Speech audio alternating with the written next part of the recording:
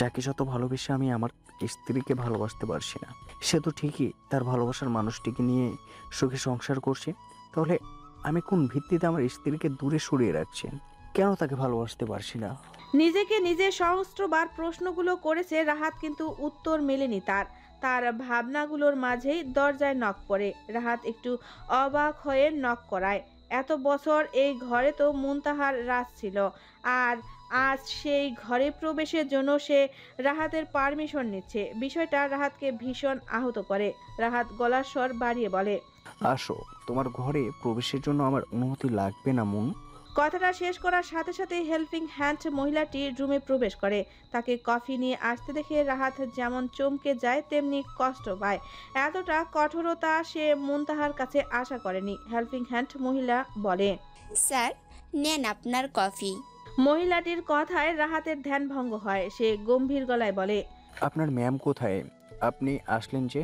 Madam তো ডিনারের জন্য ব্যবস্থা করতেছে। ও। কথাটা শুনে রাহাতের মনটা খারাপ হয়ে যায়। রাহাত অসুস্থ শুনেও মুনতাহা তাকে দেখতে আসলো না। বিষয়টা সে কিছুতেই মেনে নিতে পারছে না। সে হেল্পিং হ্যান্ড মহিলাটিকে বলে, আমার কফি লাগবে না, আপনি নিয়ে যান। মহিলাটি রাহাতের কথা মতো কফিটা নিয়ে যায়। এইদিকে রাহাতের মন খারাপ করে কাউচে বসে থাকে। 10 কি 15 মিনিট পর হঠাৎই নিচ থেকে চিৎকারের চেঁচামেচির আওয়াজ শোনা যায়। তার মিনিট খানেক পর হেল্পিং হ্যান্ড মহিলাটি দৌড়ে রাহাতের রুমে এসে হাঁপাতে হাঁপাতে বলে, স্যার, শিগগির নিচে চলেন, ম্যাডাম অজ্ঞান হয়ে গেছে। কি? কি হয়েছে মনে? কথাটা জিজ্ঞেস তো করে ঠিকই, রাহাত কিন্তু উত্তর শোনার অপেক্ষা করে না আর দৌড়ে নিচে এসে কিচেনে চলে যায়। সেখানে এসে দেখে মুনতাহা অজ্ঞান হয়ে নিচে পড়ে আছে। রাহাত মুনতাহার কাছে হাঁটু গেড়ে বসে তার মাথাটা নিজের কোলে তুলে নেয়। মুখটা নিজের দিকে ঘুরালে দেখতে পায় মাথায় চোটও পেয়েছে। রাহাত অস্থির হয়ে মুনতাহার গালে আলতো চাপড় মেরে তাকে ডাকতে থাকে। মুন, এই মুন, কি হয়েছে? উঠো। কিন্তু না, মুনতাহা উঠে না। রাহাত আর সময় নষ্ট না করে মুনতাহাকে কোলে তুলে নিয়ে কিচেন থেকে বের হয়ে এসে ড্রয়িং রুমের সোফায় শুয়ে দেয়। তারপর আবার ল্যান্ডলাইন থেকে কল লাগায় তাদের ফ্যামিলি ডক্টরকে। ডক্টর 15 মিনিটের মধ্যে এসে পড়ে। তারপর মুনতাহাকে এক্সামিনেশন করে বলে, আর প্রেশার অনেক লো, আর নিয়মিত খাওয়া দাওয়া করে না হয়তো, তাই এমনটা হয়েছে। আমি ওষুধ আর স্লাইন দিয়ে যাচ্ছি, আশা করি তাতেই উনি তাড়াতাড়ি সুস্থ হয়ে যাবেন ইনশাল্লাহ। ততক্ষণে মুনতাহার জ্ঞানও ফিরে এসেছে। রাহাত তাকে সাহায্য করে রুমে যেতে। সে জোর করে মুনতাহাকে তাদের রুমে নিয়ে আসে এবং সেখানেই ডাক্তার তাকে স্লাইন দিয়ে চলে যায়। শরীর বেশি একটা ভালো লাগছে না বলে মুনতাহা বেশি কথা না বলেই চুপচাপ চোখ বন্ধ করে শুয়ে থাকে। রাহাত উদ্বিগ্ন মুখে তার মাথার পাশে বসে মাথায় হাত বুলিয়ে দিতে থাকে। ভালোবাসা কি কেবল পাওয়ার নাম? হয়তো না। কারোর হাত ধরা মানে কি তার হৃদয় ধরা? যদি ভালোবাসার মানুষটিকে পেয়েও বুঝো সে অন্য কারোর অনুভবে বন্ধে, তাহলে সে পাওয়া কি আদৌ প্রাপ্তি, নাকি এক গভীর শূন্যতার নাম? ভালোবাসা তখন বিষ হয়ে ওঠে যখন প্রিয় মানুষটি তোমার চোখে চেয়ে চেয়ে হাসে, কিন্তু সেই হাসির ছায়ায় পড়ে অন্য কারোর নামের উপর। তখন তার ভালোবাসা অভিনয় তোমার হৃদয়ে এমন এক নিঃশব্দ মৃত্যু ডেকে আনে যার ব্যথা শব্দ দিয়ে বোঝানো যায় না। ভালোবাসা তখন আর জীবন দেয় না, বরং বাঁচা আর মরার মাঝে এক অসহ্য যন্ত্রণা হয়ে দাঁড়ায়। কথাগুলো বলে একটু থামে আফিফ। রাহা হা করে আফিফের কথাগুলো শুনছে। তার কথাগুলো শুনে রাহার মন খারাপ কিছুটা কমে যায়। আফিফ আবারও এক মনে বলতে থাকে, ভালোবাসা কখনোই কারোর উপর চাপিয়ে দেওয়া যায় না। যার হৃদয়ে তোমার জন্য কোনো জায়গা নেই, তার পাশে থেকেও তুমি প্রতিনিয়ত একা হয়ে পড়বে। ভালোবাসা মানে কেবল তাকে পাওয়ার নাম নয়, বরং তার হৃদয়ে নিঃস্বার্থভাবে বাসা বাঁধার অধিকার পাওয়া। আর সে অধিকার চেয়ে নিতে হয় না, তা দিতে হয় ভালোবেসে, নিজে থেকে, মন থেকে। ভালোবাসা যদি জোর করে আদায় করতে হয় তাহলে তার ভালোবাসা থাকে না, তা হয় এক ধরনের কারাগার, যেখানে হৃদয় বন্দী থাকে আর আত্মা কাঁদে নিঃশব্দে। আফিফের কথাগুলো শুনে রাহা ভাবনায় পড়ে যায়। রাহা ভাবতে শুরু করে, ঠিকই তো, আমি তো জানি জাহান মেহরিমাকে কতটা ভালোবাসে, তাও আমি জোর করে তাকে পেতে চাইছিলাম। কিন্তু প্রকৃতপক্ষে আমি জাহানকে ভালোবেসে নই, নিজের জেদ বজায় রাখার জন্য নিজের করতে চাইছিলাম। রাহার ভাবনার মাঝে সে আবারও শুনতে পায় আফিফ এবার তার দিকে তাকে রাহার চোখে চোখ রেখে বলতে থাকে, যখন কেউ তোমায় নিঃস্বার্থ ভালোবাসবে তখন তা বুঝতে শব্দের প্রয়োজন হবে না, তার চোখই হয়ে উঠবে নীরব স্বীকারোক্তি। চোখ হলো হৃদয়ের সবচেয়ে গভীর ও সৎ ভাষ্যাকার, যেখানে না বলা অনুভূতিগুলো, অব্যক্ত প্রেম, লুকোনো আকুলতা সব কিছুই অদৃশ্য অক্ষরে লেখা থাকে। মুখ হয়তো থেমে যায় সংকোচে, অথচ চোখ থামে না। চোখ বলে দেয় সব। তুমি যদি একবার গভীরভাবে তাকাও তাহলে অনুভব করবে তার দৃষ্টিতে জমে আছে শত না বলা কথা, হঠাৎ থেমে যাওয়া স্বপ্ন, বুকের ভিতরে পুষে রাখা মায়া আর ভালোবাসার অনন্ত অপেক্ষা। সে যা বলতে পারেনি তার চোখ সব বলে গেছে।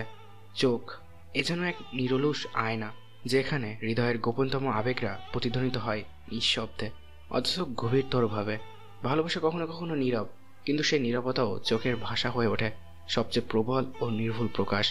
যখন চোখ কথার সাক্ষী হয় তখন মুখের স্বীকারোক্তিও অপ্রয়োজনীয় বোধ হয়। এখন আমি তোমায় একটা প্রশ্ন করব, তার সঠিক উত্তর দেবে, ঠিক আছে? রাহা বাধ্য মেয়ের মতো মাথা নাড়িয়ে সম্মতি দেয়। আফিফ তাকে জিজ্ঞেস করে, তুমি কি জাহানের চোখে নিজের জন্য এক বিন্দু পরিমাণ মায়া বা ভালো লাগা দেখেছো? রাহা আফিফের প্রশ্ন শুনে মাথা নিচু করে নেয়। আফিফ অপেক্ষা করতে থাকে তার উত্তরের, কিন্তু রাহা কোনো উত্তর দেয় না। আফিফ নিজেই বলে, তোমার নীরবতাই তোমার হয়ে আমার উত্তর জানিয়ে দিচ্ছে। যার কাছে তুমি এক বিন্দু পরিমাণ গুরুত্বপূর্ণ না, তাহলে কেন তাকে এতটা গুরুত্ব দিচ্ছ? সে তো সুখে আছে, ভালো আছে নিজের ভালোবাসার মানুষটির সাথে। তাহলে কেন তুমি তার ভালো থাকাকে নিজের কান্নার কারণ বানিয়ে নিচ্ছ? তাকে যদি তুমি সত্যিই ভালোবেসে থাকতে, তাহলে এইভাবে নিজেকে সামলাতে যে আমার সাথে না হোক অন্য কারোর সাথেই আমার ভালোবাসার মানুষটি ভালো আছে, তার ভালো থাকাতেই আমি খুশি, সুখী। কিন্তু তুমি কি করছো? রাহা এবার আরো নিচে নামিয়ে নেয় নিজের মাথা। আবারও ফোপানোর আওয়াজ শোনা যায়। আফিফ এবার তার কাছে এগিয়ে এসে বসে, তার থুতনিতে হাত রেখে মাথা উঁচু করে তার চোখে চোখ রাখে। চোখে চোখেই অনেক কিছু বলতে থাকে তাকে, কিন্তু রাহা কি বুঝে চোখের কথা? বুঝলে তো আজ জাহান মেহরিমার ছবি দেখে ছাদে এসে এমন হাউমাউ করে কাঁদতো না। আফিফ ভীষণ আবেগী গলায় বলে, আমি বুঝতে পারছি তোমার জন্য হয়তো সবটা মেনে নিতে, মানিয়ে নিতে কষ্ট হচ্ছে, কিন্তু একটা কথা কি জানো, এটা আমাদের ধর্মীয় কিতাবেও আছে।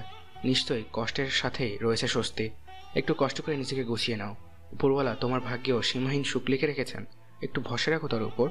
আফিফের কথাগুলো রাহার কানে ম্যাজিকের মতো কাজ করলো বোধহয়। তার কান্না থেমে যায়। হঠাৎই আকাশে গুমুর গুমুর করে মেঘ ডাকতে শুরু করে। তাদের দুজনের সেদিকে কোনো খেয়াল নেই। তারা হারিয়ে গেছে একে অপরের চোখের গভীরতায়। আফিফের চোখ জোড়া রাহাকে ভরসা দিচ্ছে, সারা জীবন আগলে রাখার প্রতিশ্রুতি দিচ্ছে, জীবনের শেষ নিঃশ্বাস অবধি পাশে থাকার। আর রাহা রাহা বুঝে নিচ্ছে তার সুখের ঠিকানা। এরই মাঝে বৃষ্টি পড়তে শুরু করে দেয়। তারা দুজন তখনও সেখানে বসে থাকে, একে অপরের চোখে চোখ রেখে। হঠাৎই দূরে কোথাও বাস পড়ার আওয়াজে রাহা চমকে উঠে আফিফকে শক্ত করে জড়িয়ে ধরে। আফিফও আগলে নেয় স্ত্রীকে নিজের বাহুতে। তাদের বৈবাহিক জীবনের প্রথম বৃষ্টি বিলাস অনাকাঙ্ক্ষিতভাবে ভীষণই চমৎকারভাবে হয়। আফিফ রাহার কানের কাছে মুখ এগিয়ে নিয়ে এসে ফিসফিসিয়ে বলে, হাদিসে আছে, বেশি সময় করা দোয়া ফিরিয়ে দেন না আল্লাহ রব্বুল আলামিন। আজ একটা সুযোগ পেয়েছো, সুযোগটা হাতছাড়া করো না।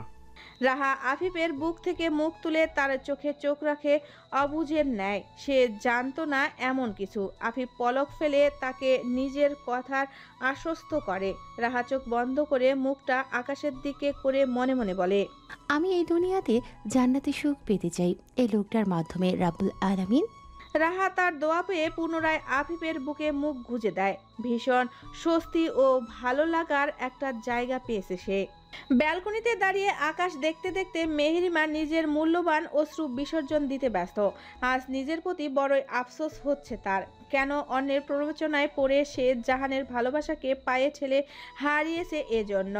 জাহান রুমে এসে মেহেরিমাকে দেখতে না পেয়ে একটু চমকে যায়। হাত ঘড়িতে সময় চেক করলে দেখতে পায় 12:20। এত রাতে কই গেল মেয়েটা? সে তো রুমেই পাঠালো ঘুমানোর জন্য। তাহলে কি রুমে আসেনি? আসলে তো বেডেই থাকতো। নিজের প্রশ্নের উত্তর নিজেই দেয়। মেহরিমাকে বেডে না পেয়ে ওয়াশরুমের দিকে তাকালে দেখতে পায় ওয়াশরুমের দরজা বন্ধ বাহির থেকে। ব্যালকনির লাইট নেভানো দেখে সে ধরে নেয় মেহরিমা সেখানে নেই, কারণ মেহরিমা এমন ঘুটঘুটে অন্ধকারকে ভয় পায়। সে রুমে না ঢুকেই আবার বাহিরে চলে যায় মেহরিমাকে খুঁজতে। মেহরিমার ফোনটাও জাহানের কাছে, তাই ফোন করলেও সে কথায় তা জানা যাবে না। নিচে রিসোর্টের বাগানে রিসেপশনের এরিয়া ও আশেপাশে সব জায়গাতেই পাল্লাকর্মে খোঁজ চালায় মেহরিমার, কিন্তু কথাও নেই। এবার সে বেশ ঘাবড়ে যায়। ফোন বের করে বোনকে কল লাগায়। হায়া আর আশিয়ান তখনও ঘুমিয়ে না পড়ায় ফোনটা রিং হওয়ার সাথে সাথে রিসিভ করা হয়। এত রাতে ভাইয়ের ফোন পেয়ে হায়া একটু ভয় পেয়ে যায়। সে ভাইকে জিজ্ঞেস করে, কি হয়েছে বর্দা ভাই? এত রাতে ফোন দিলে যে? কোনো সমস্যা হয়েছে? জাহান উত্তেজিত হয়ে বলে, বনু, মেহরিমাকে খুঁজে পাচ্ছি না কোথাও। ও আবার আমায় ছেড়ে চলে গিয়েছে মনে হয়। শেষের কথাটা কেমন ভাঙ্গা গলায় বলে, যেন কান্নারা ঠেলে বের হয়ে আসতে চাইছে। হায়া ধরফরিয়ে শোয়া থেকে উঠে বসে। তাকে এমন করে উঠে বসতে দেখে আশিয়ানও চমকে যায়। হায়া শুধু বলে, আমি আসছি, তুমি উল্টাপাল্টা কিছু করবে না কিন্তু ভাই। হায়া ফোন কেটে দিয়ে নিজের ড্রেস ঠিক করতে করতে বেড থেকে নেমে পড়ে। আশিয়ান হায়ার মতিগতি বুঝতে না পেরে জিজ্ঞেস করে, কি হয়েছে? এমন করছো কেন হঠাৎ করে? আর জাহান ফোন দিয়ে কি বললো? হায়া ওয়াশরুমে ঢুকতে ঢুকতে বলে, মিহুকে নাকি পাওয়া যাচ্ছে না, তাড়াতাড়ি রেডি হন তো, ওকে খুঁজে বের করতে হবে। কথাটা বলেই হায়া ওয়াশরুমে ঢুকে পড়ে। আশিয়ানের মস্তিষ্ক তখনও কথাটা ক্যাচ করতে পারেনি। যখন বুঝতে পারে হায়া কি বলে গিয়েছে তখন বিস্ময়ে তার চোখ জোড়া বড় বড় হয়ে যায়। সেও রেডি হয়ে অপেক্ষায় থাকে হায়ার বের হওয়ার। হায়া আশিয়ান দৌড়ে গার্ডেনে এসে দেখে জাহান সেখানে রাখা বেতের সোফায় বসে আছে, মুখ নিচের দিকে করে দু হাতের উপর থুতনি ঠেকিয়ে। হায়া ভাইয়ের কাছে গিয়ে ডেকে ওঠে, বর্দা ভাই। বোনের ডাক শুনে মাথা তুলে তাকায় জাহান। জাহানের চোখ মুখের অবস্থা দেখে হায়া আশিয়ানের মায়া হয়।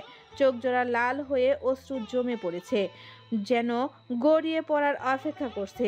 জাহান ভাঙা ভাঙা গলায় বলে, চল, রিসোর্টের আশেপাশে এলাকা খুঁজে দেখে আসি। না পেলে কাল না হয় পুলিশ রিপোর্ট করব। কথাগুলো বলতে বলতে জাহানের চোখ বেয়ে অশ্রু গড়িয়ে পড়ে।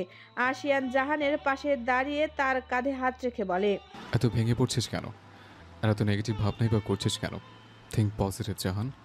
জাহান আশিয়ানের কথা শুনে ঠিকই, কিন্তু কোনো প্রতিক্রিয়া দেখায় না। এরই মাঝে জাইন আদিবাও ছুটে আসে। হায়ায় আসার সময় তাদের জানিয়ে এসেছে। জাইন এসে চিন্তিত গলায় জিজ্ঞেস করে, ভাই, তুমি ভাবিকে সব জায়গায় খুঁজেছ? জাহান ধরা গলায় বলে, হ্যাঁ, রিসোর্টের ভেতর সব জায়গায় খোঁজা শেষ। এখন বাইরের দিকে খুঁজি, না পেলে কাল না হয়। হায়া জাহানকে থামিয়ে দিয়ে বলে, পাবো না কেন? ইনশাল্লাহ পেয়ে যাবো কালকের আগে। দেখো, তুমি এইসব ভেবো না তো বর্দা ভাই, চলো খুঁজে বের করতে হবে। জাহান না উঠে সেখানেই বসে বলতে থাকে, আমার উপর অভিমান করেই মেহু কোথায় চলে গিয়েছে। মেয়েটা কথায় কথায় শুধু অভিমান করে, আর ভোগান্তি আমায় পোহাতে হয়। আমিও যে কেন ওকে তখন জেলাস ফিল করাতে গেলাম, এখন নিজের উপরই রাগ হচ্ছে। আশিয়ান, হায়া, জাইন আদিবা একে অপরের মুখ চাওয়াচাওয়ি করে। তারা এই বিষয়টা সম্পর্কে অবগত। কি হয়েছিল জানতে চায়। তাহলে কয়েক ঘন্টা আগের ঘটনা শুনতে হবে। কয়েক ঘন্টা আগে রাত বাড়তে থাকার কারণে তারা সকলে ভাবে ডিনার করে তারপর না হয় বাকি আড্ডা দেওয়া যাবে। যেই ভাবা সেই কাজ। তারা এক টেবিলে বুক করে সকলে একসাথে বসে ডিনার করার জন্য। তারা ডিনারের জন্য আসবে তখনই জাহানের হসপিটাল থেকে কল আসে। সে কথা বলার জন্য বাহিরে এসে কলটা রিসিভ করে। সকলে খাওয়া শুরু করে দিলেও মেহেরিমা তার জন্য ওয়েট করতে থাকে। 15 মিনিট পর জাহান আসে। একা না, সাথে একজন অবিত সুন্দরী রমণীকে নিয়ে আসে। জাহানের সাথে অন্য একটা মেয়েকে হাস্যোজ্জ্বল অবস্থায় কথা বলতে দেখে মেহেরিমার প্রেমিকা সত্তার জ্বলনের সৃষ্টি হয়। সে জ্বলন ব্যথায় রূপ নেয় যখন সে খেয়াল করে মেয়েটি জাহানের বাম হাতের বাহু বেশ সুন্দর করে ধরে হাঁটছে। তাদের দেখে কিউট কাপড় লাগছিল। এমন দৃশ্য দেখে কোন স্ত্রী কি সহ্য করতে পারবে? মেহেরিমাও পারেনি। সময় যতই বইতে থাকে মেহেরিমার দীর্ঘশ্বাসগুলো আরও ভারী হতে থাকে। সহ্য করার মতো না, তাও সহ্য করতে হয় তাকে কিছু অপছন্দনীয় ঘটনাকে। জাহানের সাথে আসা মেয়েটির নাম তাসফিয়া তারামুন মাহি। তাসফিয়া জাহানের কলিগ প্লাস তাদের স্যারের মেয়ে। জাহান তাসফিয়াকে ভদ্রতা সুলভ ডিনারের অফার করে। তাসফিয়া তা বিনা বাক্যে গ্রহণ করে। সে অন্য একটি টেবিল থেকে চেয়ার এনে জাহানের পাশ ঘেঁষেই বসে পড়ে।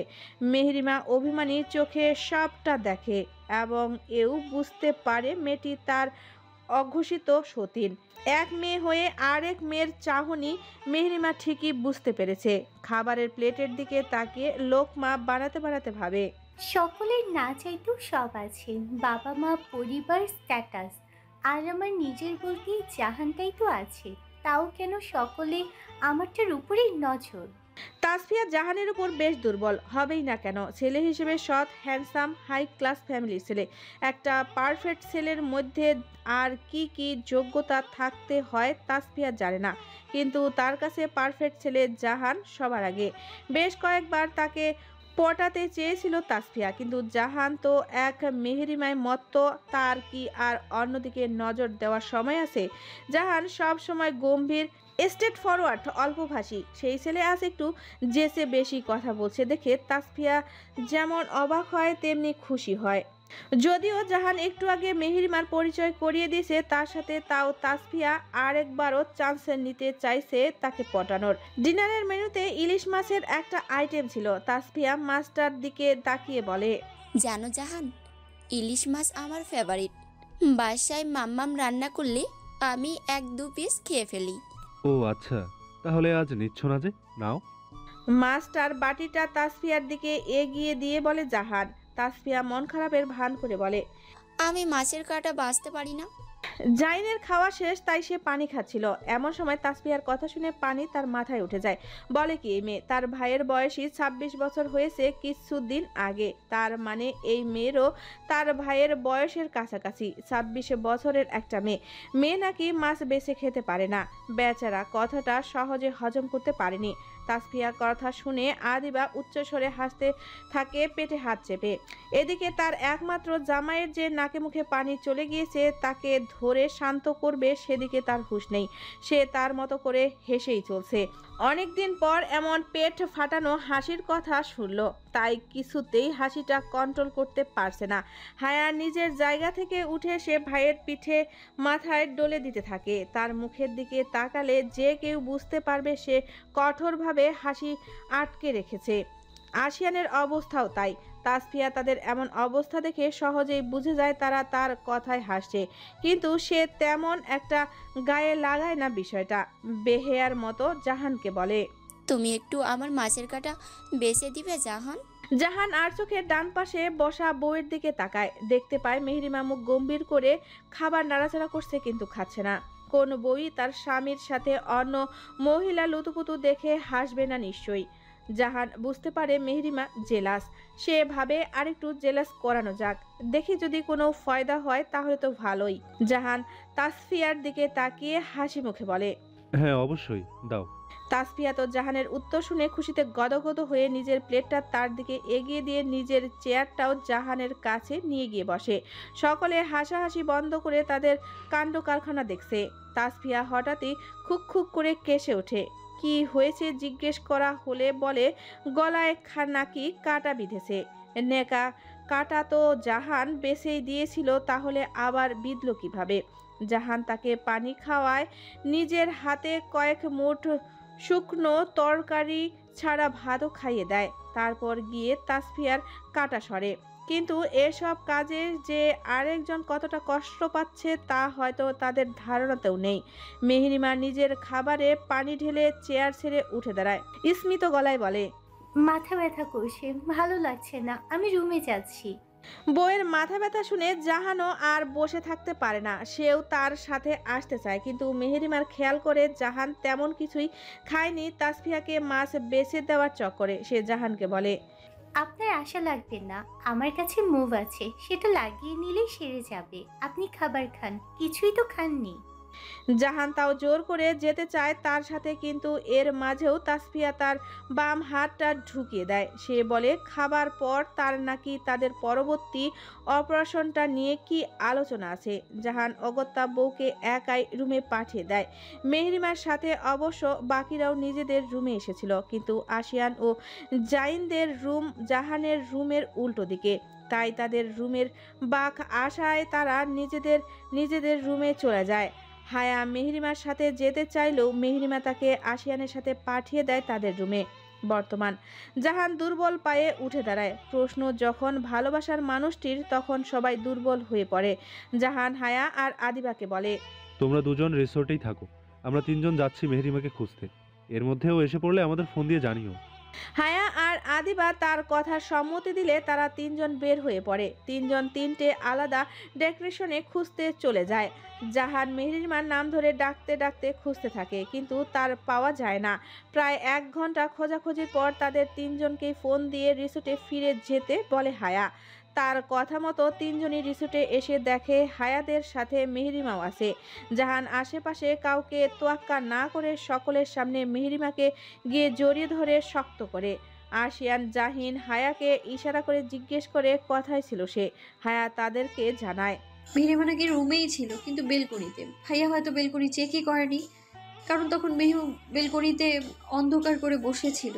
ভাইয়া তো জানে মেহু অন্ধকারে থাকতে পারে না, তাই ভেবেছে মেহু হয়তো বেলকনিতে নেই, আরও রাগ করে কোথাও একটা চলে গিয়েছে। এত রাত হয়ে যাওয়ার পরেও ভাইয়া রুমে যায়নি দেখে রিসেপশনে আসলে আমাদের সাথে ওর দেখা হয়, তারপরেই আপনাদের আসতে বলি ফোন দিয়ে। সবকিছু শুনে আশিয়ান একটা দীর্ঘশ্বাস ফেলে। তার থেকেও বড় বউ পাগল তার শালা। আশিয়ান হায়াকে নিজের কাছে টেনে নিয়ে আসে, হায়ার কানের কাছে মুখ এগিয়ে নিয়ে ফিসফিসিয়ে বলে, আমায় বউ পাগল বলো? দেখো, তোমার ভাই আমার থেকে বড় বউ পাগল। বউকে না পেয়ে আমাদের সকলকে সহ খুঁজিয়েছে। তাহলে বুঝো বউয়ের প্রতি তার উন্মাদনা কতটা। হায়া কণা চোখে বরকে একবার দেখে নেয়। সময় সুযোগ মতো পিঞ্চটা মেরে আশিয়ান দাঁত কেলিয়ে হাসে। হায়া কোনো প্রত্যুত্তর না করে আশিয়ানের থেকে নিজেকে ছাড়িয়ে রুমের দিকে হাঁটা দেয়। আশিয়ানও বউয়ের পেছন পেছন যেতে থাকে। জাইন আদিবা নিজেদের রুমের দিকে হাঁটা দেয়। জাইন রুমে যেতে যেতে আদিবাকে একটু ঝুঁকে এসে তার কানে কানে বলে, আব তোমারা হওয়া কিয়া হোগা বিক, তখন তো একটুর জন্য বেঁচে গিয়েছিলে। এখন গিয়ে আগে ফোনগুলো বন্ধ করব, তারপর তোমার মুখ। আর ইউ রেডি জান? আদিবা ভয়ে নিজের হাঁটা থামিয়ে জাইনের দিকে তাকালে দেখতে পায় জাইন কেমন অদ্ভুতভাবে হাসে। তার অমন হাসি দেখে আদিবার গলা শুকিয়ে যায়। আদিবাকে আরও চমকিয়ে দিয়ে জাইন হুট করে তাকে কোলে তুলে নেয়। হাঁটতে হাঁটতে বলে, থাক জান, একটু পর তোমাকে কত কষ্ট করা লাগবে, তাই তোমাকে আর কষ্ট করে হেঁটে রুমে যাওয়া লাগবে না, আমি নিয়ে যাচ্ছি। তার কথা শুনে আদিবার ভয় আরও বেড়ে যায়। সে কাঁদো কাঁদো গলায় বলে, আমি তোমার সাথে যাবো না জাইন ভাই।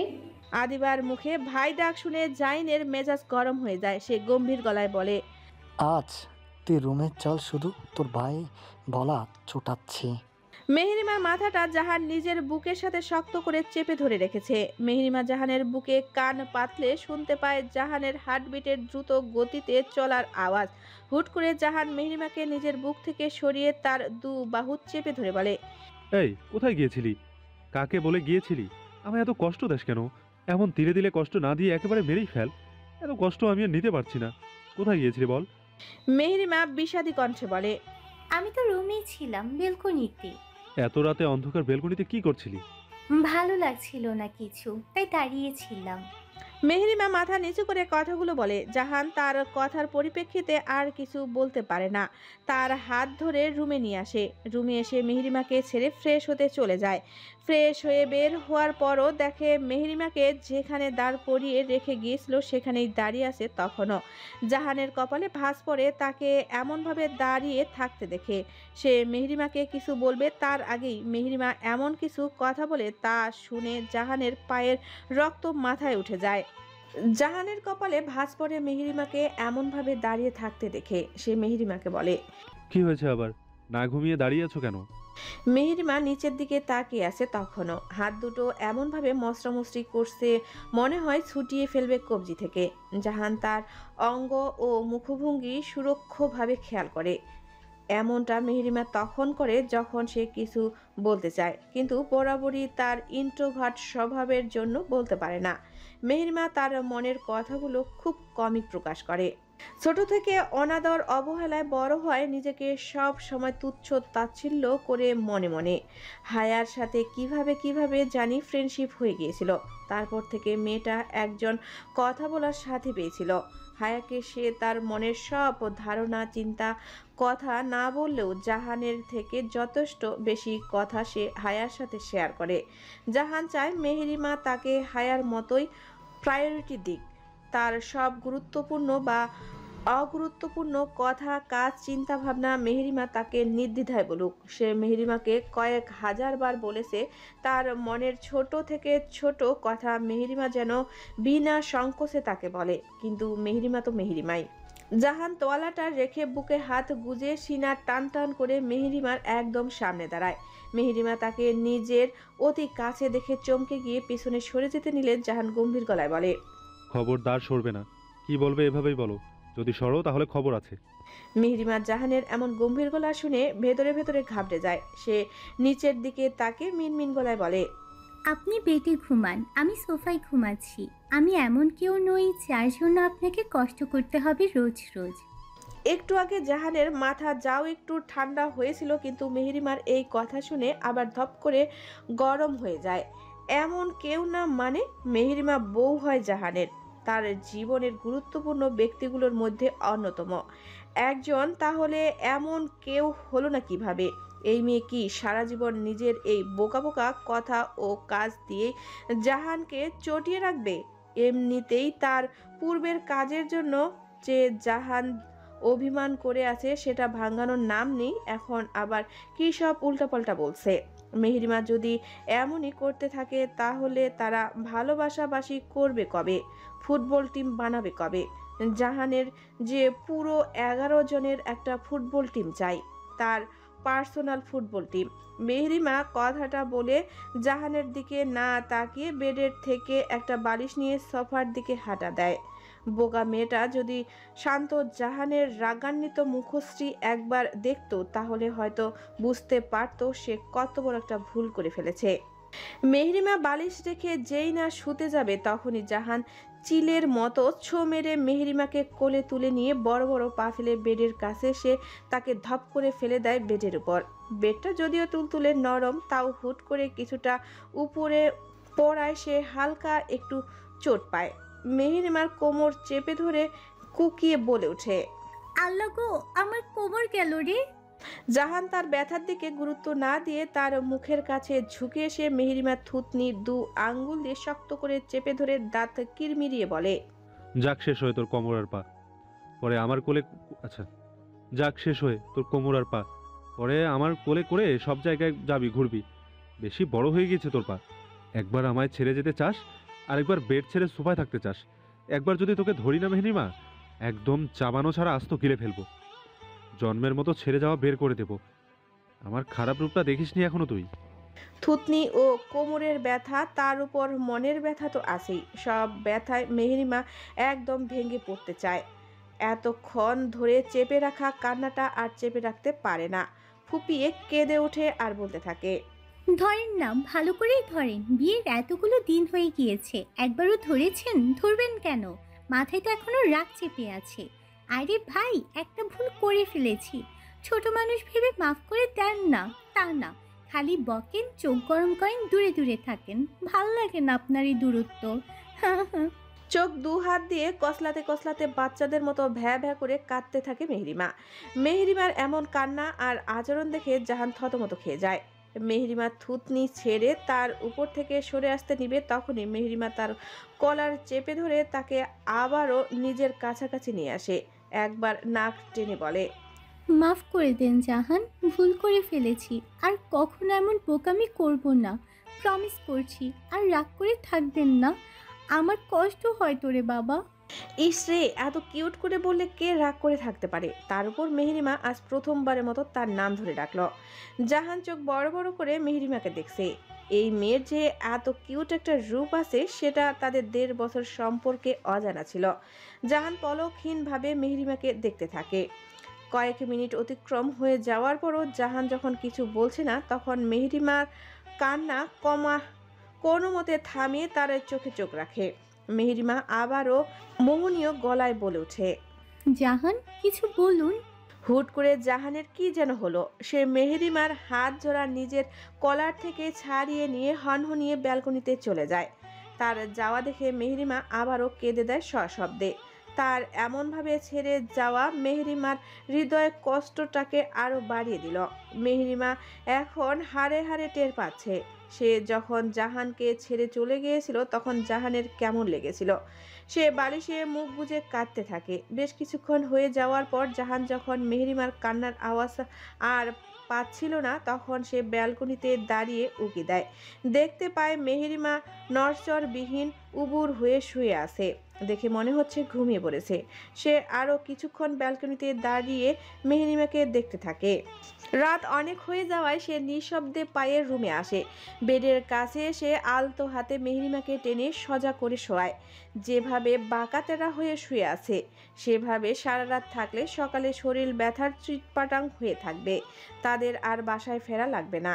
মেহরিমাকে ভালো করে শুয়ে দিয়ে জাহানও তার পাশে কাঁধ হয়ে শুয়ে পড়ে। হাতের উপর মাথা রেখে একধানে দেখতে থাকে তার ভালোবাসাকে। শোয়ার আগেই ভালোবাসা যে গভীর হতে পারে তার নিখুঁত দৃষ্টান্ত হয়ে উঠেছে জাহান।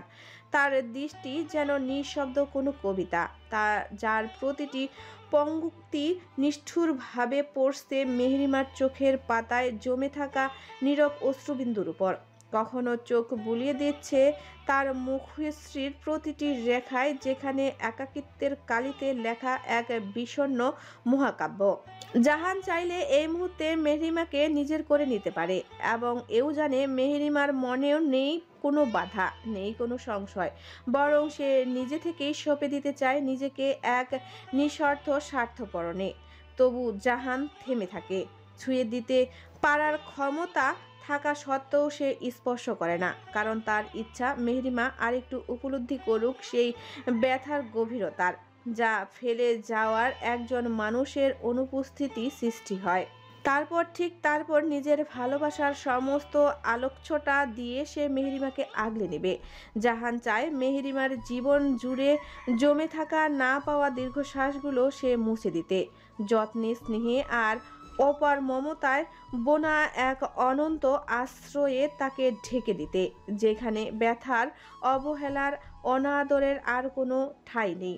আছে কেবল ভালোবাসা, অনুরাগ আর চিরস্থায়ী নৈশব্দের মাঝে জেগে থাকা এক নিরন্তর প্রতিশ্রুতি। জাহান নিজের হাতটা মেলে দিয়ে মেহরিমাকে সেই হাতের উপরে শুয়ে দেয়। তারপর চার হাত পা দিয়ে আষ্টে পিষ্টে জড়িয়ে ধরে মেহরিমাকে। তার বউ প্রথমবারের মতো একটা আবদার করেছে, সে তা পূর্ণ না করতে পারে বুঝি। মেহরিমাকে জড়িয়ে ধরার পর যেন জাহানের নিজের করা সব প্রতিশ্রুতি ভেঙে পড়তে চাইছে।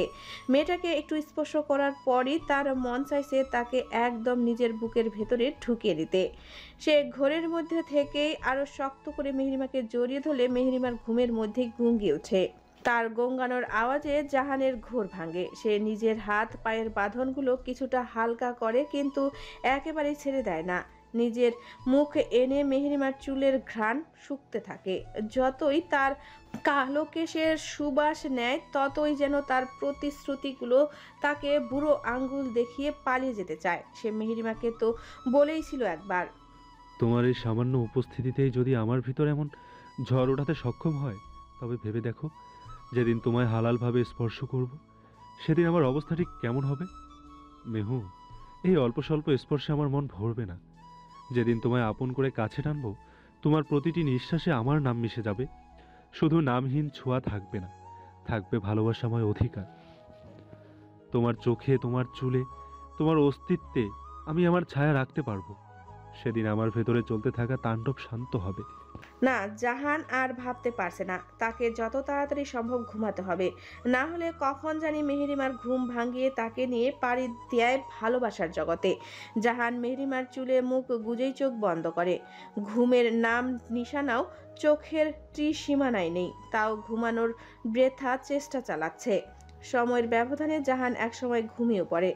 জাহানের গাঢ় হয়ে আসা নিঃশ্বাস ও হাত পায়ের বাঁধনগুলো যখন আরেকটু ঢিলে হয়ে আসে তখনই মেহরিমা বুঝতে পারে জাহান ঘুমিয়ে পড়েছে। সে আস্তে আস্তে নিজের মাথাটা উঠিয়ে জাহানের দিকে তাকায়। হ্যাঁ, মেহরিমা ঘুমায়নি বললে ভুল হবে, ঘুমিয়েছিল, কিন্তু জাহান যখন ব্যালকনি থেকে এসে তাকে ঠিক করে শোয়ালো তখনই তার ঘুম ভেঙে গিয়েছিল। আসলে মেহরিমা ঘুম অনেক পাতলা। সে ঘুমন্ত অবস্থায় যদি কেউ তার আশেপাশে হাঁটাচলা করে তাহলেও তার ঘুম ভেঙে যায়। আর আজ সেখানে জাহান তো তাকে নিয়ে কত টানা হেঁচড়া করলো। মেহেরিমার দূর দূর বুক নিয়ে মাথাটা আরেকটু উঠিয়ে তার মুখটা এগিয়ে নিয়ে যায় জাহানের মুখের কাছে। এক বুক শ্বাস নিয়ে সে নিজের কোমল ওষ্ঠজোড়া আলতো করে ছুঁয়ে দেয় জাহানের দাড়িতে ঢেকে থাকা থুতনিতে। জাহান যেমন আজ প্রথমবারের মতো মেহেরিমাকে একটু গভীরভাবে স্পর্শ করলো, মেহেরিমাও তার জীবনের প্রথমবারের মতো কোনো পুরুষকে তার ভালোবাসার স্পর্শ দিল। দুজনই দুজনার স্পর্শে শিহরিত হয়ে কিছুটা কেঁপে ওঠে। মেহেরিমা মাথা নামিয়ে পূর্বের জায়গায় শুয়ে পড়ে, নিজেও হাত বাড়িয়ে আঁকড়ে ধরে তার ভালোবাসার পুরুষটিকে। খানিক মান অভিমান ও নিজেদের বুকে একে অপরের জন্য অসীম ভালোবাসা নিয়ে দুজনেই নিদ্রা দেবীর কোলে ঠাঁই নেয়। প্ল্যান অনুযায়ী পরের দিন সকালে আশিয়ানরা ফিরে আসে। সকলে আগের রুটিন মোতাবেক কাজ বাজ শুরু করে দেয়। আশিয়ান, জাহান, জাইন তিনজনের ব্যস্ত হয়ে পড়ে নিজেদের কর্মে। তাদের রমণীগণ আপাতত ছুটিতে আছে। জাহান আর মেহেরিমার সম্পর্কের মলিনতা খানিকটা দূর হয়েছে। জাহান এখন বেডেই ঘুমায়। মেহেরিমা তার কার্যক্রম দিয়ে প্রতিনিয়ত জাহানকে বোঝানোর চেষ্টা করে সে অনুতপ্ত তার করা কর্মের জন্য এবং জাহান যাতে তাকে ক্ষমা করে দিয়ে পুনরায় নিজেদের ভালোবাসার চাদরে মুড়িয়ে নেয়। কিন্তু জাহান সব বুঝেও যেন অবুঝ। হায়া আশিয়ানের মধ্যে সেদিন রিসোর্ট থেকে ফিরে আসার পর থেকে নীরব মান অভিমান চলছে।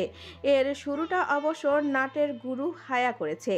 হায়া ঘুরে আসার পর থেকে বায়না ধরেছে তার বেবি চাই।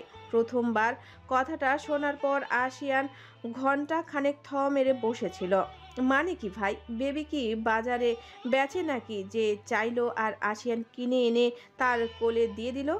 একটা বেবিকে পৃথিবীতে আনতে কতগুলো প্রসেসের মধ্য দিয়ে যেতে হয়, সেই সাথে সময়ও লাগে।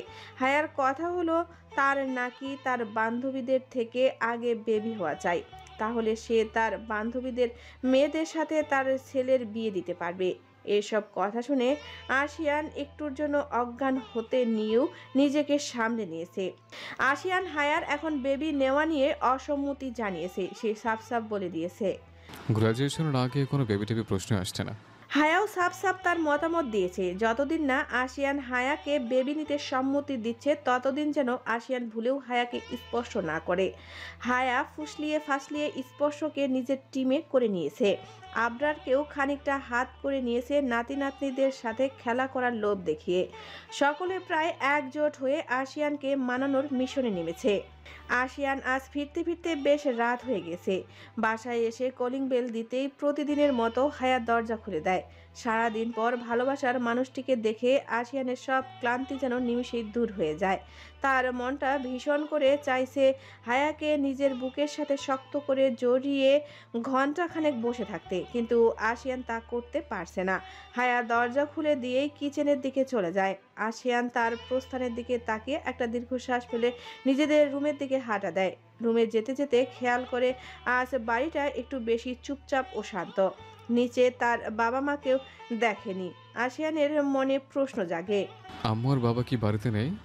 এত রাতে কোথায় গেল তারা তাহলে? প্রশ্নগুলোর উত্তর জানা নেই আশিয়ানের। রুমে এসে অফিস ব্যাগ রেখে পকেট থেকে ওয়ালেট ও হাত ঘড়ি খুলে ড্রেসিং টেবিলের উপরে রাখে। তখনই দরজায় নক পড়ে। আশিয়ান বুঝতে পারে হেল্পিং হ্যান্ড খালা এসেছে। হায়া আসলে পারমিশন নিত না। আশিয়ান তাকে ভেতরে ঢোকার পারমিশন দিলে খালা ভেতরে প্রবেশ করে হাতে থাকা শরবতের গ্লাসটা আশিয়ানকে দেয়। আশিয়ান গ্লাসটা নিজের হাতে নিয়ে খালাকে জিজ্ঞেস করে, খালা আম্মু আর বাবাকে নিচে দেখলাম না যে, তারা কি বাসায় নেই? না আশিয়ান বাবা, ম্যাডাম আর স্যার তো ওই বাড়ি গেছে। পরশু নাকি জাহান আর জাইন বাবা গো বউ ভাত হেই লাইগা। ও আচ্ছা। খালা চলে যায়। আশিয়ান শরবতটা শেষ করে ট্রাউজার ও টাওয়াল নিয়ে ফ্রেশ হতে চলে যায়। আশিয়ান ফ্রেশ হয়ে বের হয়ে দেখে হায়া তার ফেলে যাওয়া নোংরা কাপড়গুলো বাস্কেটে রাখছে আর টুকটাক ঘর দোর গোছাচ্ছে। আশিয়ান ড্রেসিং টেবিলের সামনে দাঁড়িয়ে মাথা মুছতে মুছতে আয়নার মাধ্যমে হায়াকে দেখতে থাকে। মুখটা গমরা করে রেখেছে। বেশ কিছুদিন ধরেই আশিয়ান খেয়াল করছে হায়া তার সামনে মুখটা এমন গম্ভীর করে রাখে। অন্যদের সাথে হেসে খেলে কথা বললেও আশিয়ানের সামনেই ব্যতিক্রম। আশিয়ান ভালো করেই জানে হায়া এমন করছে যাতে আশিয়ান হায়ার মলিনতা সহ্য করতে না পেরে হায়ার কথায় রাজি হয়ে যায়। কিন্তু এবার আশিয়ানও কঠিনভাবে সিদ্ধান্ত নিয়েছে হায়ার কোনো ট্যাক্সেই লাগবে না। এমনিতেই হায়া পড়ালেখায় মহা ফাঁকিবাজ, পরীক্ষার সময় ছাড়া পড়তেই বসে না। এখন যদি বাচ্চা নিয়ে নেয় তাহলে তো পড়ালেখা একদমই ছেড়ে দিবে। সে একটা ভার্সিটির প্রফেসর হয়ে তার বউ কিনা গ্রাজুয়েশনটা শেষ করবে না, এটা যে তার জন্য বড়ই লজ্জার বিষয়।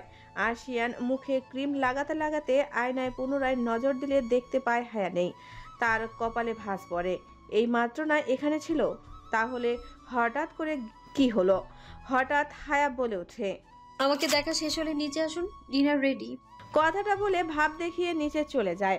আশিয়ান টি শার্ট গায়ে দিয়ে নিচে এসে ডিনার করে নেয় তারা। আশিয়ান ডিনার সেরে উপরে চলে গেলেও হায়ার নিচে রয়ে যায় টেবিল গোছাতে। আশিয়ান রুমে এসে ল্যাপটপ নিয়ে অফিসের কিছু কাজ করতে থাকে।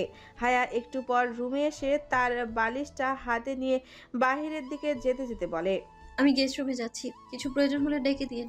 কথাটা বলে আশিয়ানকে কিছু বলার সুযোগ না দিয়ে হনহনিয়ে বের হয়ে যায়। আশিয়ান ব্যাককলের মতো বসে থাকে। বিষয়টা বুঝতে তার কিছুক্ষণ সময় লাগে, কিন্তু ততক্ষণে হায়া রুম থেকে বের হয়ে গিয়েছে। আশিয়ান নিজেকে ধাতস্থ করে উঁচু গলায় বলে, হ্যাঁ যাও, এখন তো আর আমাকে ভালো লাগে না। সব ভালো লাগে ভালোবাসা বেবির জন্যই। পচে গেছি না আমি, দেবো না বেবি, গ্রাজুয়েশনের পরও দেবো না, যখন আমার মন চাইবে তখন দেবো। কথাগুলো বলে একা একাই ফুসফুস করতে থাকে। তারপর রাগ নেই নিজের কাজে মন দেয়, কিন্তু বেশি একটা করতে পারে না। এরই মাঝে ধরণী কাঁপিয়ে বজ্রপাতের সাথে বৃষ্টি নামতে শুরু করে। ল্যাপটপের কিবোর্ডে হাত চালাতে চালাতে হঠাৎই আশিয়ানের মনে পড়ে যায় হায়া বজ্রপাতে ভয় পায়। সে ল্যাপটপটা তাড়াতাড়ি ফেলেই দৌড় দেয় গেস্ট রুমের দিকে। গেস্ট রুমের দরজায় কয়েকবার নক করার পরও যখন হায়া দরজা খুলে না, তখন সে নিজেই লক ঘুরিয়ে ভেতরে প্রবেশ করে। রুমে এসে আশিয়ান আক্কেল গুরুম অবস্থা, কারণ রুমে হায়ার ছায়া পর্যন্ত নেই। আশিয়ান ওয়াশরুম চেক করে দেখে সেখানেও নেই। সে এবার ভয় পেয়ে যায়। সে তাড়াতাড়ি করে বাড়ির অন্য রুমগুলো খুঁজতে থাকে, কিন্তু কোথাও পায় না। সে এই বৃষ্টির মধ্যে দৌড়ে বাহিরে আসে দারোয়ানের কাছে। বৃষ্টি নামার কারণে দারোয়ান চাচা তখন মেন গেটের পাশে তার ছোট্ট ঘরটায় অবস্থান করছে। আশিয়ান ভীতি ও তটস্থ গলায় দারোয়ানকে জিজ্ঞেস করে, চাচা হ্যাঁ কি বাইরে গিয়েছিল? দারোয়ান চাচা বলে, না আশিয়ান আব্বা, হায়া মামুনি তো কোনানে যায় নাই। আপনি নিশ্চিত তো চাচা? হ আব্বা, এখন থেকে দরজার পর্যন্ত সব দেখা যায়। কেউ গেলে বা হায়া মামুনি গেলে আমি অবশ্যই দেখতাম। আশিয়ান কিছুটা আশা ও খানিকটা হতাশা নিয়ে বাসায় ফিরে আসে। আশা এই জন্য যে হায়া বাসা থেকে বাহিরে বের হয়নি। কি হতাশার কারণ সে জানে না হায়া কথায়। হঠাৎই আশিয়ানের মনে পড়ে সে ছাদে দেখতে ভুলে গিয়েছে। কিন্তু এই বৃষ্টির মধ্যে কি হায়া গিয়েছে ছাদে? প্রশ্নটা মনে চেপে আশিয়ান ছাদের দিকে পা বাড়ায়। ছাদে এসে আশিয়ান হতভম্ব হয়ে যায়। যাকে খুঁজে খুঁজে আশিয়ান তার প্রেশার বাড়িয়ে ফেলেছে, সে কিনা এখানে সুন্দর বৃষ্টি বিলাস করছে। আশিয়ানের প্রচণ্ড মেজাজ গরম হয়ে যায়। সে বড় বড় পা ফেলে হায়ার কাছে এসে তার পেছনে দাঁড়ায়, ধমক দিয়ে বলে, এই ডিয়েট, এত রাতে বৃষ্টিতে পিচ্ছ কেন? তোমার যে ঠান্ডার সমস্যা আছে বলে গিয়েছ? আকস্মিক কারো ধমকে হায়া খানিকটা চমকে গেলেও সাথে সাথে নিজেকে সামলে নেয়। সে পেছনে ঘুরে আশিয়ানের দিকে তাকায়। মনে মনে নিজেকে বাহবা দিতে ভুলে না। আশিয়ান হায়ার দিকে ভালো করে লক্ষ্য করলে তার মাথা ঘুরে যায়। হায়া হোয়াইট কালারের সিল্কের শাড়ি পরে আছে। বৃষ্টির পানিতে ভেজার কারণে হায়ার শরীরের সূক্ষ্ম থেকে সূক্ষ্ম জায়গা দৃশ্যমান। ভীষণ আবেগী লাগছে হায়াকে এই অবস্থায় দেখে আশিয়ানের পুরো শরীর শিহরণ বয়ে যায়। কেমন একটা ঘোরে চলে যায় সে। হায়ার শরীর থেকে চোখ সরিয়ে তার চোখে চোখ রাখলে হায়ার দুষ্টুমি বুঝতে পারে।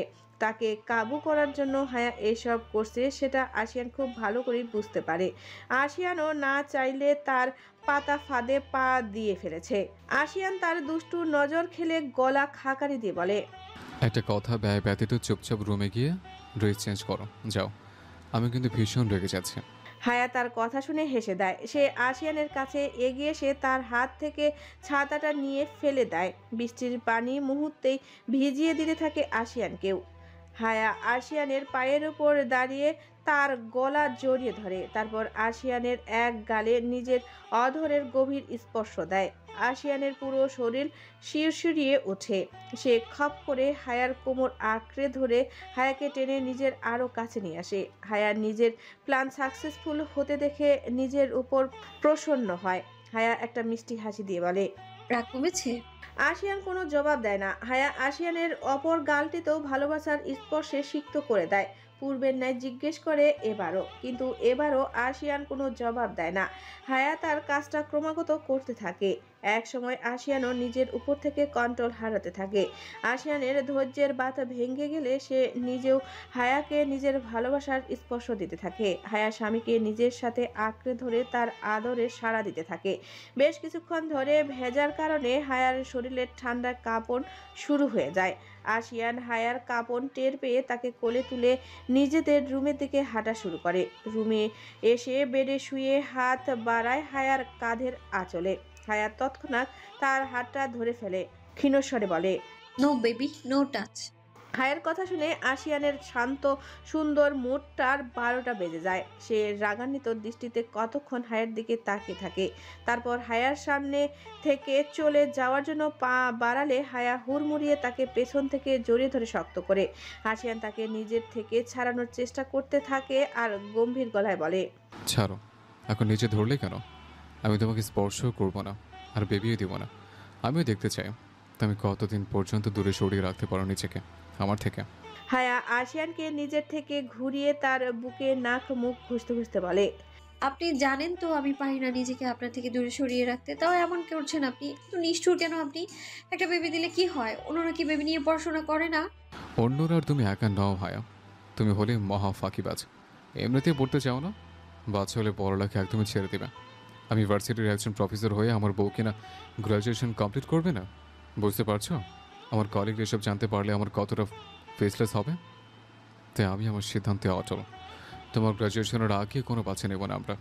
হায়া আশিয়ানের বুক থেকে মাথা উঠিয়ে আশিয়ানের দু গালে হাত রেখে বলে, আমি ফাঁকিবাজি করবো না পড়ায়, প্লিজ এমন করবেন না আশিয়ান। আমি আপনার সব কথা শুনবো, আগের থেকেও ভালো রেজাল্ট করবো, প্রমিস। প্লিজ এই কথাটা রাখুন, আর কোনো আবদার করবো না আমি। আশিয়ান চোখ মুখ শক্ত করে হায়ার দিকে তাকিয়ে থাকে। হায়া আবারও বলে, আশিয়ান একটা বাচ্চা আমাদের ঘরে থাকবে, খেলবে, ঘুমোবে, আমাদের দিনটা শুরু হবে ওকে নিয়ে, আর রাতও হবে ওকে ঘিরে। আপনি অফিস থেকে ক্লান্ত শরীরে ফেরার পর সে আপনার কোলে ওঠার জন্য অস্থির হয়ে যাবে। তার অস্থিরতা দূর হবে তার বাবার স্পর্শে। সে যখন ঘুমের রাজ্যে বিভোর থাকবে, তখন আমরা দুজন পরম তৃপ্তি নিয়ে মন ভরে তাকে দেখব। সে একটু বড় হলেই আমাকে মাম্মা আর আপনাকে পাপা বলে ডাকবে। একবার ভাবুন না, আধো আধো গলায় তার পাপা ডাকটা। এমন কেন করছেন আশিয়ান? একটু সদয় হওয়া যায় না আমার প্রতি? আপনি শুধু নিজেরটাই ভাবেন সবসময়, আজও তাই। শুধু নিজের ফেস লস হওয়ার কথা ভাবছেন। আমার চাওয়া পাওয়ার কোনো দাম নেই আপনার কাছে। হায়ার কথাগুলো বলতে বলতে কেঁদে দেয়। কাঁদতে কাঁদতে আশিয়ানকে ছেড়ে নিচে বসে পড়ে। সেখানে বসে কাঁদতে থাকে। হায়ার শেষের কথাগুলো আশিয়ানের মস্তিষ্কে ও মনে বেশ ভালোভাবেই আঘাত করে। সত্যি তো বলছে হায়া, অতীতেও সে নিজের ইচ্ছেকে প্রাধান্য দিতে গিয়ে হায়াকে চরমভাবে অপমানিত করেছে। কয়েক বছর পর আবার নিজের ভালোবাসাকে পাওয়ার জন্য দ্বিতীয়বারের মতো হায়ার বিয়েটা সেই ভেঙে দিয়েছিল। আজও নিজের কথাই ভাবছে। মেয়েটা বরাবরই তাকে শর্তবিহীনভাবে ভালোবেসে যাচ্ছে, আর আশিয়ান কিনা শুধু নিজের ইচ্ছেকেই প্রাধান্য দিচ্ছে, নিজের ইচ্ছেগুলো হায়ার উপর চাপিয়ে দিচ্ছে। হায়া সেগুলোকে চাইছে বা না চাইছে সেদিকে আশিয়ানের বিন্দুমাত্র নজর রাখে না। ভীষণ স্বার্থপর হয়ে গিয়েছে আশিয়ান। তার ভাবনা চিন্তার মাঝেই হায়া নিচ থেকে উঠে দাঁড়িয়েছে। কাবার থেকে জামা কাপড় নিয়ে ওয়াশরুমে যাচ্ছিল, তখন আশিয়ান তাকে পেছন থেকে জড়িয়ে ধরে ঘাড়ে মুখ গুজে দেয়। হায়া শক্ত করে দাঁড়িয়ে আছে, কিছু বলছে না বা নিজেকে ছাড়ানোর চেষ্টাও করছে না। আশিয়ান বুঝতে পারে হায়ার অভিমান হয়েছে। আশিয়ান হায়ার ঘাড়ে মুখ গুজেই বলে, বেবি আসার পর আমার ভালোবাসার ভাগ কমে যাবে না তো? হায়া তার কথা শুনে চমকে যায়। বেবি আসবে কিভাবে, যেখানে বেবির বাবাই তাকে আনতে চাইছে না? হায়া কোনো উত্তর না দিয়ে চুপ করে দাঁড়িয়ে থাকে। আশিয়ান তার জবাব না পেয়ে পুনরায় শুধায়, কি হলো বলো? বেবি আসার পর আমায় কম ভালোবাসবে না তো? তাহলে কিন্তু আমি ভীষণ রাগ করবো। বেবিকে লুকিয়ে রাখবো তোমার থেকে। হায়া তার কথা শুনে বলে, বেবি তার ভাগের ভালোবাসা পাবে, আর আপনি আপনার। বেবি দেওয়ার পর এটা বলবে না তো বাচ্চা তো হয়েই গিয়েছে, আর পড়ালেখা করে কী লাভ? এখন মন দিয়ে সংসার করি। আশিয়ানের এই কথা শুনে আরো চমকে যায় হায়া। আশিয়ানের কথাগুলো শুনে বোঝাই যাচ্ছে সে রাজি। হায়া ঝটপট করে বলে, না, বলবো না। তাহলে চলো। কথাটা বলে আশিয়ান হায়াকে কোলে তুলে নেয়। হায়া থতমত খেয়ে বলে, কই যাব? বেবি আনার মিশনে। কথাটা শেষ করে আশিয়ান হায়াকে একটা চোখ টিপ দিয়ে তাকে বেডে শুয়ে দেয়। হায়ার কাঁধ থেকে আঁচল সরিয়ে সেখানে মুখ গুজে দেয়। হায়াও খুশি মনে বরের ভালোবাসা সাড়া দিতে থাকে। তারা দুজনে ব্যস্ত হয়ে পড়ে তাদের ভালোবাসার চিহ্নকে দুনিয়ায় আনার কাজে। দীর্ঘ 8 ঘন্টা পর হায়াকে সুস্থ সবল অবস্থায় দেখে সকলের প্রাণে জান ফিরে। আশিয়ান দৌড়ে এসে সকলের সামনেই হায়াকে জড়িয়ে ধরে কিছুক্ষণ নিজের সাথে জড়িয়ে রেখে হায়াকে বুক থেকে সরায় আশিয়ান। অস্থির গলায় জিজ্ঞেস করে, কই ছিলে তুমি জানো আমরা কত টেনশনে ছিলাম। হায়া কিছু বলার আগেই একটা পুরুষ কণ্ঠ বলে ওঠে, হায়া আমার সাথে ছিল, আর তাকে কিছু সত্য জানানোর জন্য আমি তাকে নিজের সাথে গিয়েছিলাম। আজ রাহা জেদ ধরেছে সকলের জন্য রাতের খাবার বানাবে, তাও আবার শ্বশুর শাশুড়ি ও স্বামীর পছন্দ অনুযায়ী খাবারগুলো রাঁধবে নাকি। বাপের ঘরে যে মেয়েটি অহংকার বশত 1 গ্লাস পানি পর্যন্ত নিয়ে খায়নি, সে আজ নিজ থেকে রান্না করতে চাইছে।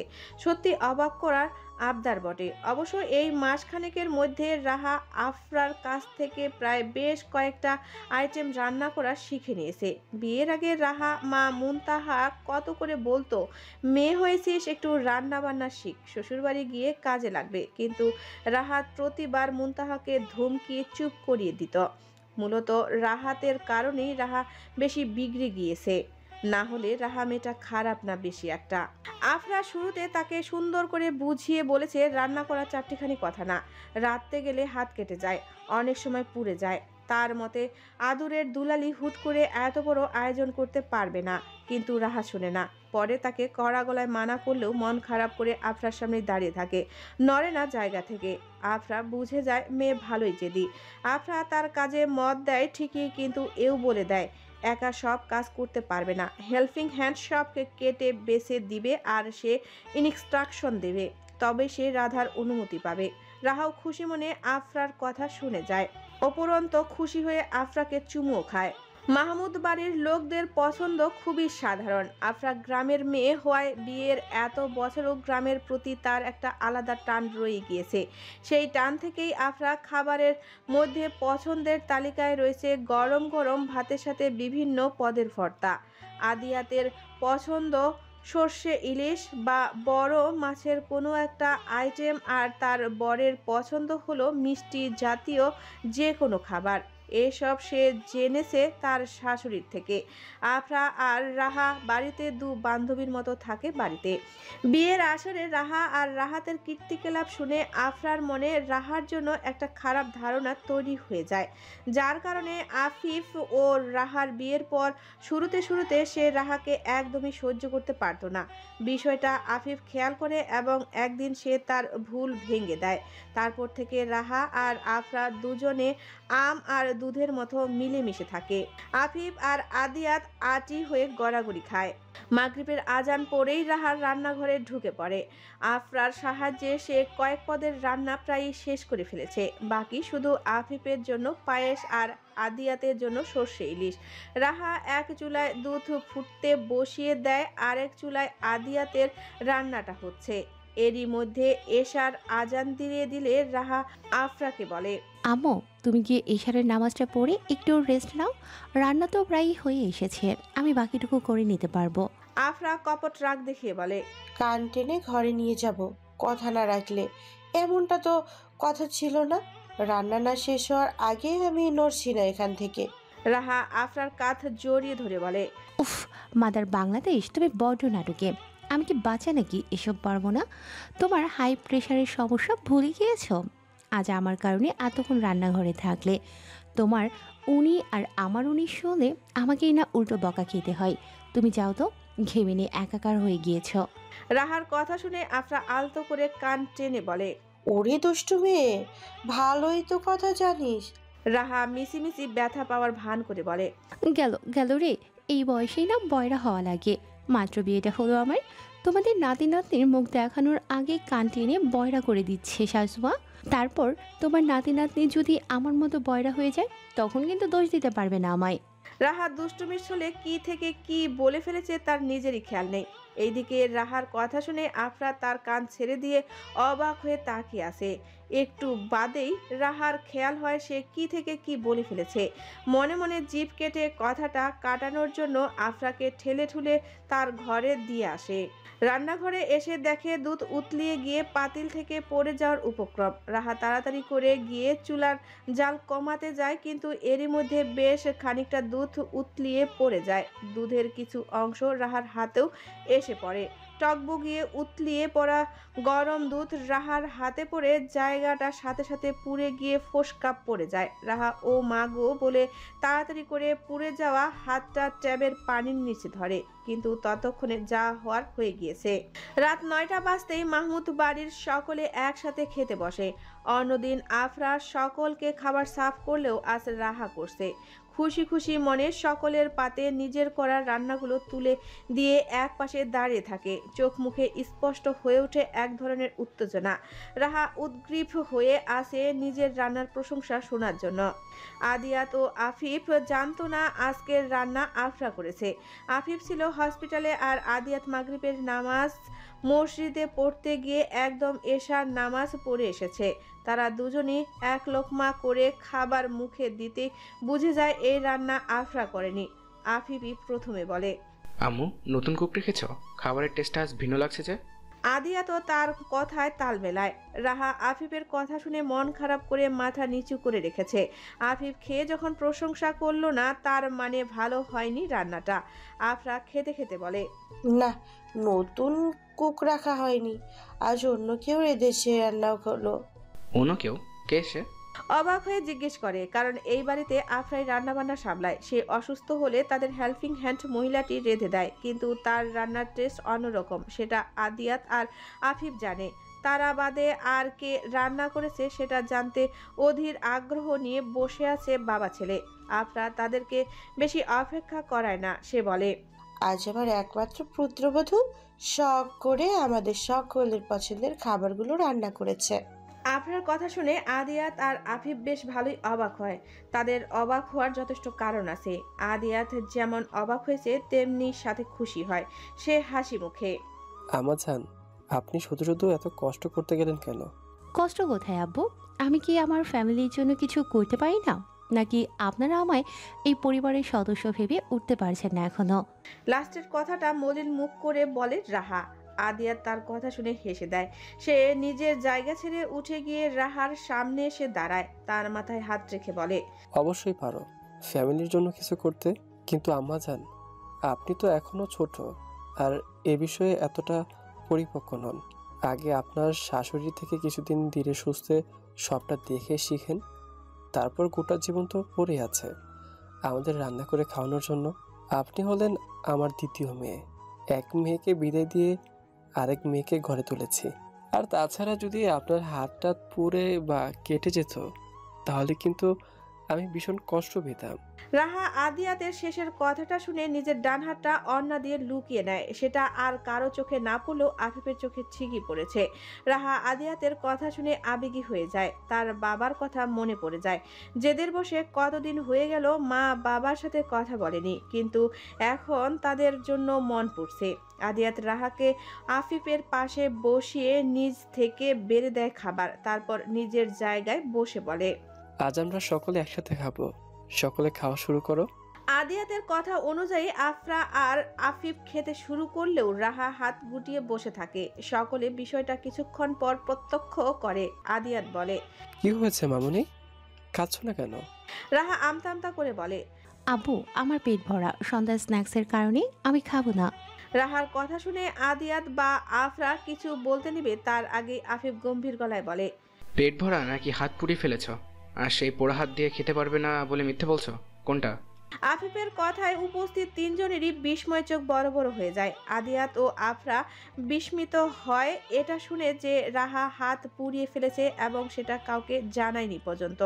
আর রাহা বিস্মিত হয় আফিফের জানতে পেরে যাওয়ার কারণে। রাহা আবার মিথ্যা বলতে নিলে আফিফ প্রথমবারের মতো তাকে জোরে একটা ধমক দিয়ে বলে, চুপ, আর একটা মিথ্যে কথা বললে তোমার খবর আছে আজ। দেখি হাত বের করো ওনার নিচ থেকে। আফিফের ধমক খেয়ে রাহার বুক ধরফর করতে থাকে। বিয়ের এতগুলো দিনে সে সব সময় আফিফকে মিষ্টি ভাষী ও কোমল ব্যবহার করতে দেখেছে। আজ এমন রুহু কাঁপানোর ধমক খেয়ে সে বেশ ভয় পায়, সেই সাথে অভিমানও হয় তার। রাহা মুখ ফুলিয়ে হাতটা বের করে সকলের সামনে। ডান হাতের উপরের পিঠে বেশ কয়েকটা জায়গায় ফোসকা পড়ে রয়েছে। সকলে তার হাতের অবস্থা দেখে চিন্তিত হয়ে পড়ে। আফিফ খাওয়া ছেড়ে উঠে গিয়ে রাহার সামনে হাঁটু গেড়ে বসে দেখতে থাকে তার পুড়ে যাওয়া জায়গাটা। তারপর আবারও সেখান থেকে উঠে গিয়ে রুম থেকে বার্নার এনে সযত্নে রাহার হাতে লাগিয়ে দেয়। রাহা এক ধ্যানে আফিফকে দেখতে থাকে। আফিফ ভ্রুজোড়া কুঁচকে নিজের ঠোঁট কামড়ে ধরে কাজটা করছে দেখে রাহার মনে হলো আফিফ তার প্রতি দিনকে দিন দুর্বল হয়ে পড়েছে। পরক্ষণেই তার মন এটাও বলে ওঠে, শুধু আফিফ না রে পাগলি, তুইও আবার এক ডাক্তারের প্রেমে পড়েছিস, সেটা কি তুই বুঝতে পারছিস? কথাটা ভেবে রাহার পিলে চমকে ওঠে। সেদিন রাহাকে আফরাই খাইয়ে দেয় পরম আদরে, মাতৃস্নেহে আগলে। সকালে হায়া আর আশিয়ান ব্রেকফাস্ট সেরে নিজেদের কাজের উদ্দেশ্যে রওনা হয়। আশিয়ান হায়াকে তালুকদার বাড়িতে নামিয়ে দিয়ে ভার্সিটি যাবে। আগামীকাল জাহান জাহিনের রিসেপশন পার্টি, তাই মির্জা বাড়ির সকলে আগে থেকেই তালুকদার বাড়িতে উপস্থিত থাকতে হয়েছে। জাহান জাহিনের রিসেপশন পার্টি তালুকদার বাড়ির পেছনের বাগানে অনুষ্ঠিত হবে বলে পুরো বাড়ি সাজানো হচ্ছে। নিচের অনেক মানুষ থাকায় আদিবা আর হায়াকে উপরে পাঠিয়ে দেয় হানিয়া। তারা দুজন গল্প করার উদ্দেশ্যে মেহরিমার রুমে আসে, কিন্তু রুম ঢুকে তারা কাউকেই পায় না। নিচেও মেহরিমা ছিল না, তাহলে মেয়েটা গেল কোথায়? হায়া ব্যালকনিতে গিয়ে দেখে সেখানে ফ্লোরে হাঁটুতে মুখ গুজে বসে রয়েছে মেহরিমা। আদিবা আর হায়া একে অপরের মুখে চাওয়াচাবি করে। তারা বুঝতে পারে মেহরিমার হয়তো মনটা খারাপ। তারা দুজনও মেহরিমার দু পাশে গিয়ে বসে পড়ে। নিজের পাশে কারো উপস্থিতি টের পেয়ে মেহরিমার হাঁটু থেকে মুখ উঠিয়ে দেখে তার বান্ধবীরা এসেছে। এইদিকে মেহরিমার মুখ ওঠানোর পর তার মুখশ্রীর প্রত্যক্ষ করে হায়ার বুকটা হু করে ওঠে।